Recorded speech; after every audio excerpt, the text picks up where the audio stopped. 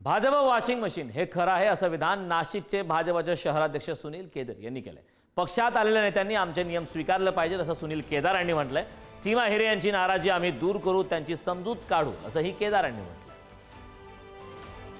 जनता पार्टीची संस्कृती कार्यपद्धती स्वीकारली, त्यामुळे त्यांचं आम्ही स्वागत करतोय। भाजप हे वॉशिंग मशीन म्हणण्याचा उद्देश असा आहे की त्यांनी त्यांच्या इतर पक्षातली संस्कृती कार्यपद्धती ती सोडून भाजपमध्ये आले आणि भाजपची कार्यपद्धती संस्कृती स्वीकारलेली आहे। कुठल्याही अटी शर्ती न घालता ते भाजपमध्ये आलेले, त्यामुळे भाजप हे वॉशिंग मशीनचे त्या अर्थाने मी तो शब्द वापरलेला आहे।